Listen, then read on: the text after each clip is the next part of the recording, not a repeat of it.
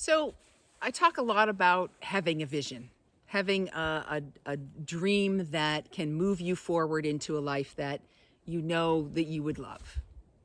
And once we have a clear idea of what that vision is, a lot of times we struggle with the how.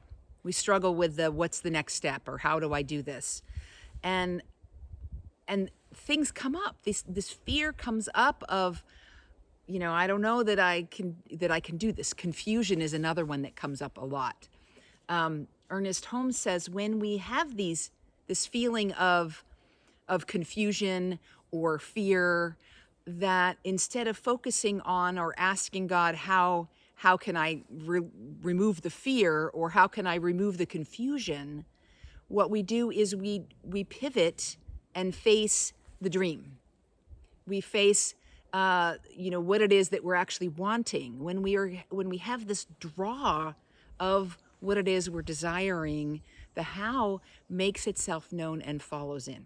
So when I get quiet and I think about my dream, I'm going to get an emotional feeling. I can feel it physically in my body. And often, it's an opening.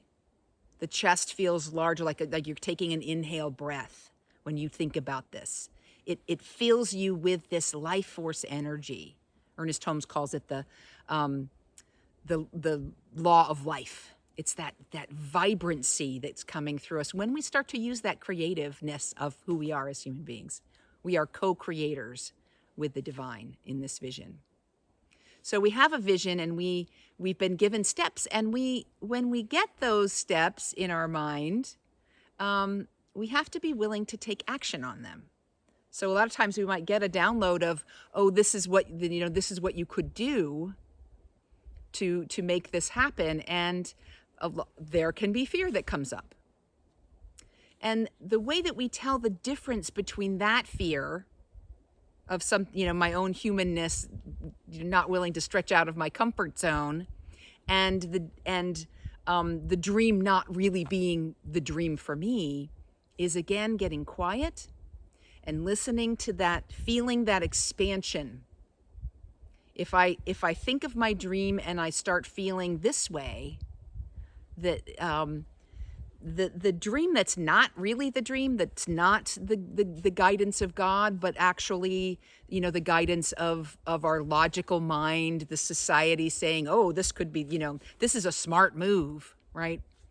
Most of the time, God's will does not fall under this could be a smart move, because it doesn't use our head, it uses our soul that calls us.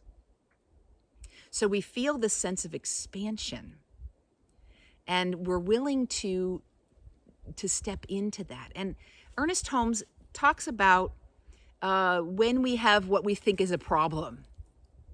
So I have this task that I have to do, and I don't know how to solve it. That instead of calling it a problem, to look at it as a question. How do I get to here? And that when we get quiet, I ask those questions at night before I go to bed, that we get an answer, like always. One of the things that happens a lot is, I know for me, this is one of the things that I used to struggle with a lot, was confusion.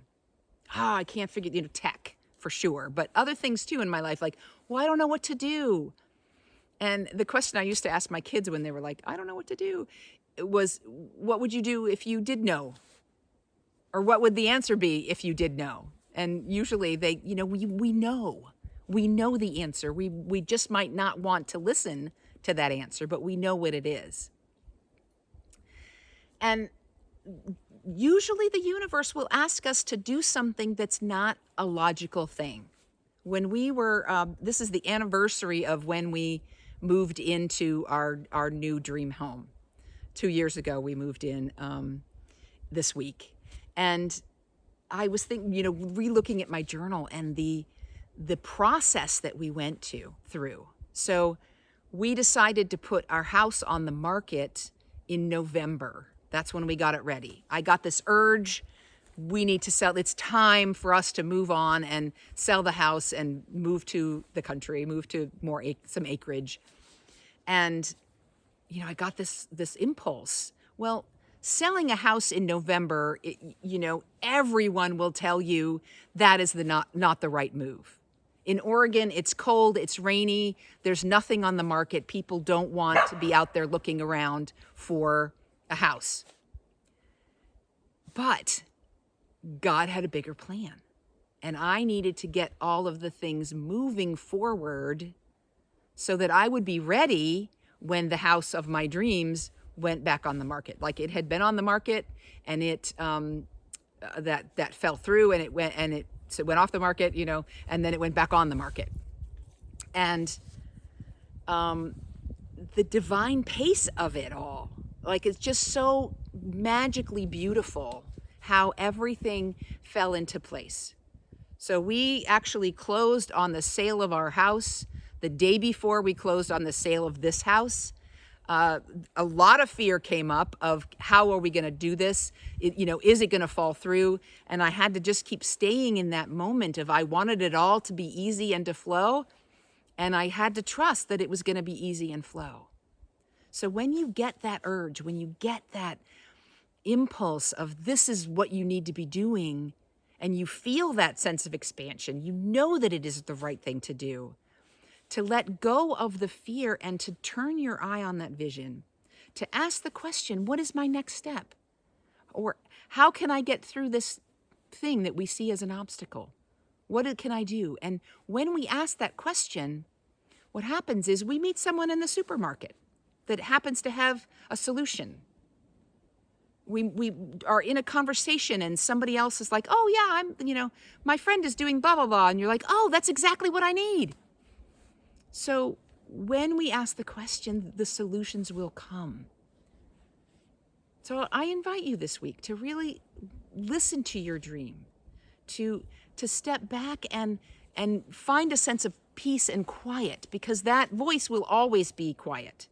It's never going to be panicked or stressful. The sale of our house was, as I shared actually last week, we had no bidding war happening, because we were in the perfect flow of that happening. The synchronicity of everything working out to be exactly the match.